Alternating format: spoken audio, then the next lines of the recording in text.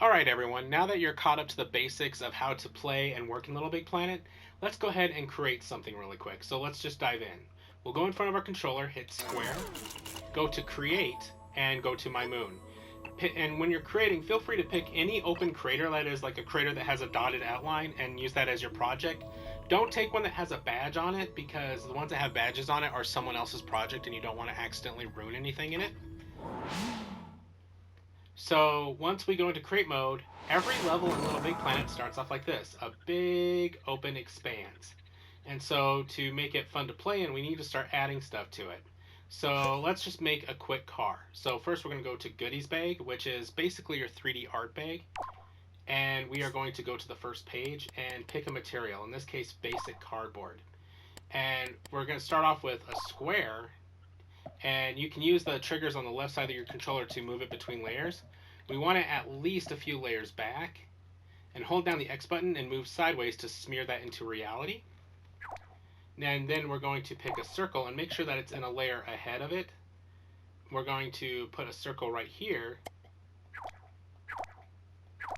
and then go to our tools bag.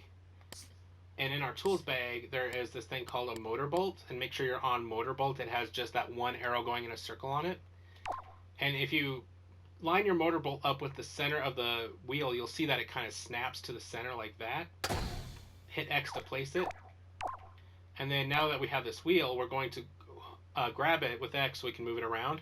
Click the left stick straight in and you'll hear this sound. That means you've copied it. And go ahead and place your copies right where you want your wheels to be.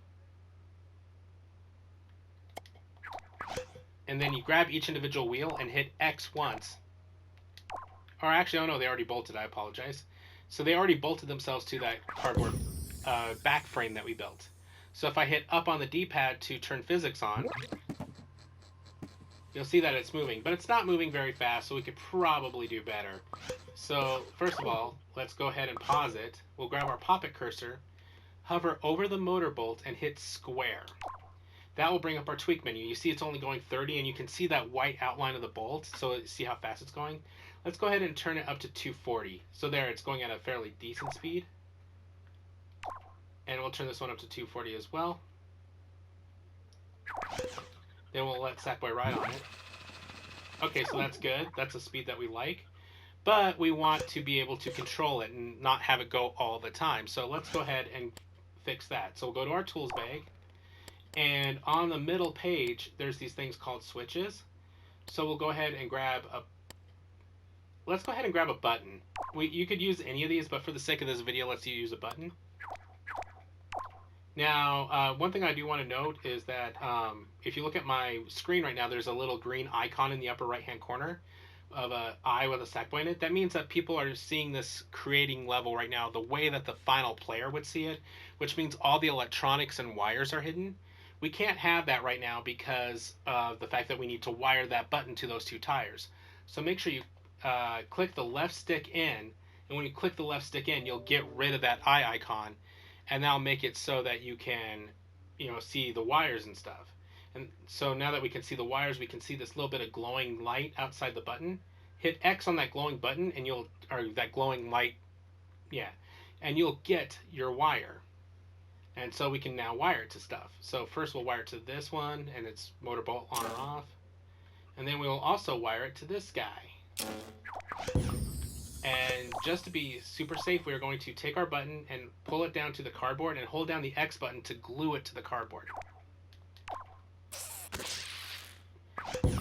And now that that's done, notice that it's not moving, but when we step on the button, there. And this is basically what they call in computer science an if and then statement. If I step on the button, then the wheels turn on. And anything you see in a video game or a computer program is a series of if and then statements put together to create something complex. So in future lessons, we can build more complex cars, but we're building off of a constant string of if and then statements and just making it more complex than we did the first time. But for right now, go ahead and try and build a car like this and try tweaking different things, like tweak how fast the motor bolts go, or tweak the different options in them and see what happens. Or you can even go to the tools bag. On the very first page, there's this little paint bucket icon called a material changer. try changing the cardboard wheel and body to different materials like glass or sponge or metal, and see what happens when you have all those different dynamics going on. Have some fun, and good luck creating.